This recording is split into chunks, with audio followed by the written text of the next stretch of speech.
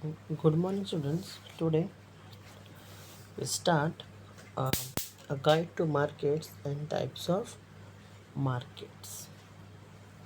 Welcome. This presentation provides a foundational understanding of markets, which is essential for effective co-teaching and budgetary control in education. Introduction to markets. So, markets are where buyers and sellers interact to exchange goods and services.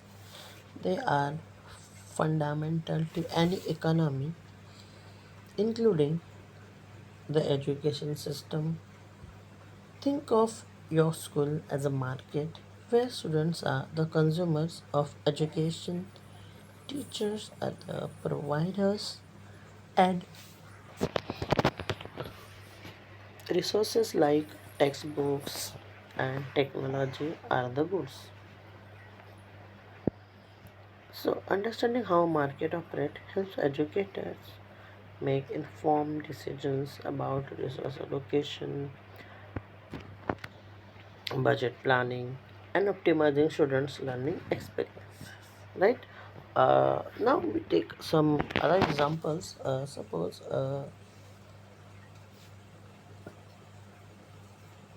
production of different goods and services like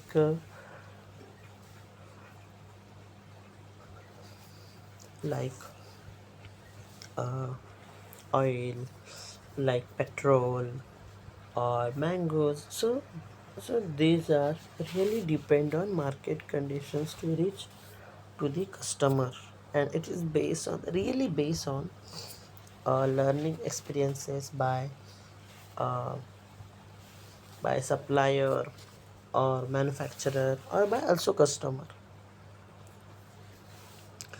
Characteristics of market. So the presence of buyers and sellers, both parties must participate in the exchange of goods and services. So if you if you if you want to sell goods, there are mainly buyer and seller also involves in this process, because these are the two id- identities exchange goods and services. Second, a specific product or service. The market focuses on a clearly defined good or service being exchanged. So, so they demand specific service. Third one, a mechanism for price determination. Prices are established through the interaction of supply and demand. So basically, price is mainly based on how people demand and how and in which quantity products are available or supply in the market. Fourth one, competition. Market dynamics depend on the level of competition among sellers and the ability of buyers to choose from multiple options. So there are different types of sellers available in the market conditions, and those focus on or those develop the competition among them. Demand and supply. Demand refers to the quantity of goods or services that buyers are willing and able to purchase at a given price. Demand is generally influenced by factors like consumer preferences, income levels, and the availability of substitutes. Supply represents the quantity of goods or services that sellers are willing and able to offer for sale at given price. Supply is typically influenced by factors like production cost, the availability of resources, and technology advancements. So there are different types of market we discussed earlier. First one, competitive markets. These markets have a large number of buyers and sellers, and no single participant has significant influencer over the market price. So examples include the market for basic school supplies, right? So a competitive market is a that type of market. That type of market really exists in a market scenario that no any singular buyer cannot affect the market, because there are large number of buyers and sellers, and and and anyone cannot impact on the price or quantity of distribution in the market, or also demand in the market. Second one, oligopolistic markets.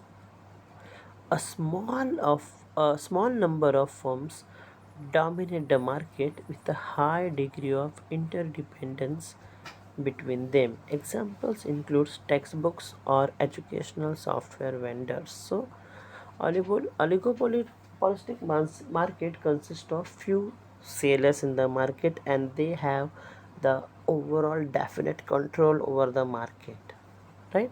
And they catch the particular area by selling identical goods, like educational software vendors, like classboards, right? Yes. Or the wholesalers regarding sellings of textbooks in that area. Next one, monopolistic markets. In monopolistic market, I mean monopoly market. A single firm dominates the market and controls the price of the product or services or service. Examples in education are few, but some schools might hold a monopoly over a specific type of education in a certain geographical area, right? Just we take another example related to monopoly. See, suppose in a Nashik, people, s- all peoples were main produced crop is onion, and and they have their monopoly in the market. So next one, monopolistic markets. A single buyer dominates the market, having significant bargaining power over sellers. Examples include a school district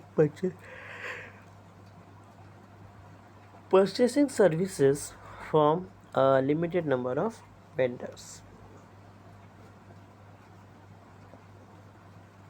Competitive markets.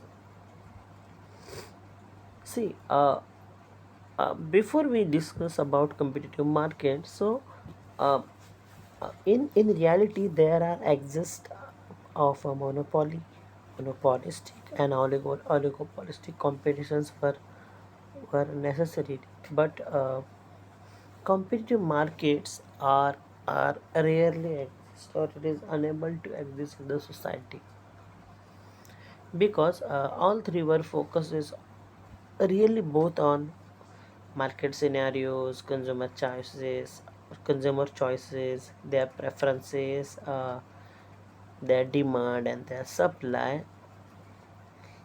and also the income level of customers. So now let's start our discussions. Continue. Let's talk about competitive markets.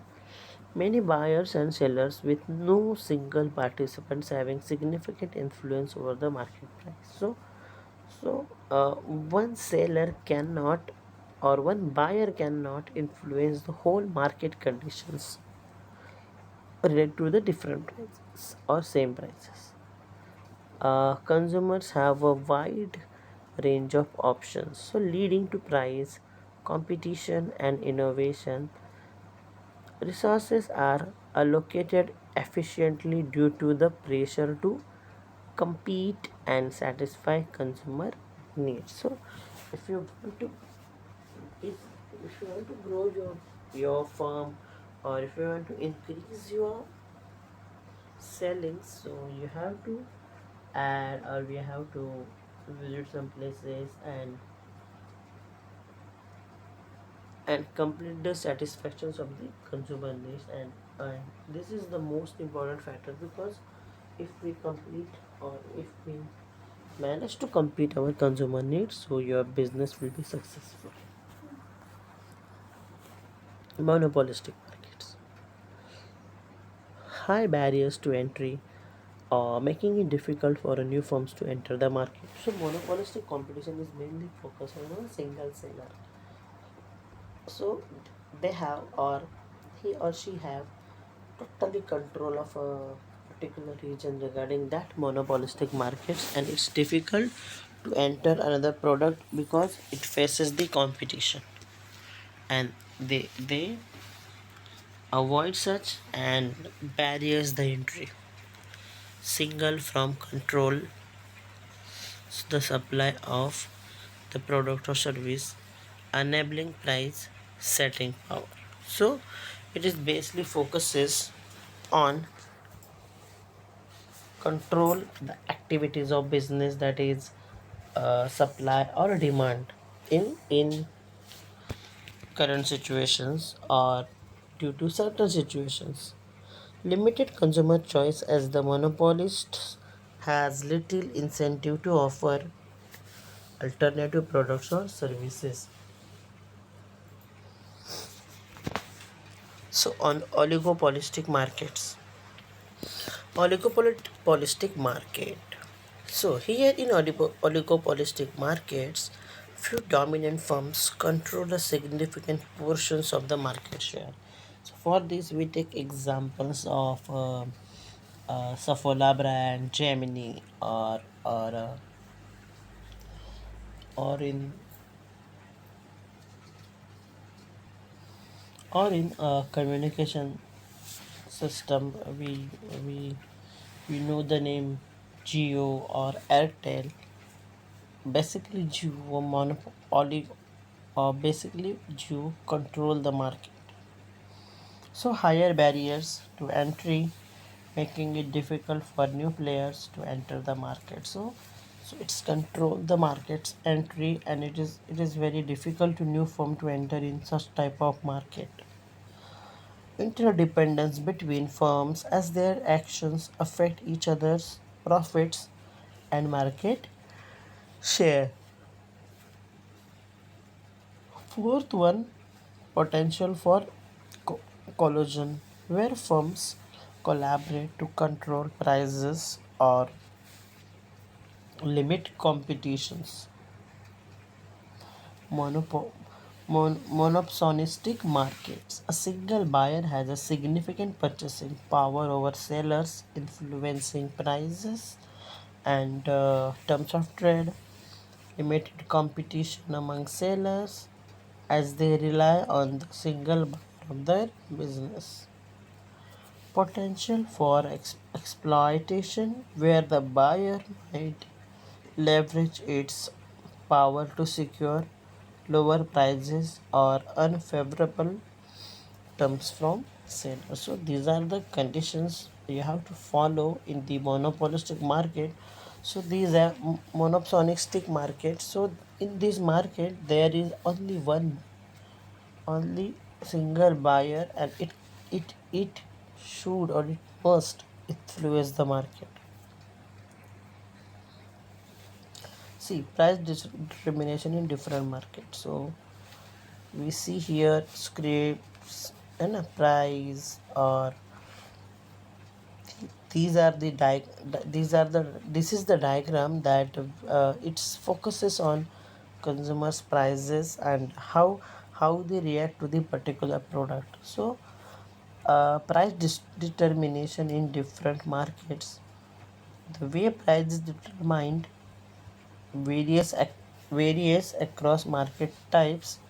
In competitive markets, prices are driven by the forces of supply and demand. In monopolistic markets, the monopolist sets prices. Obviously, while in uh,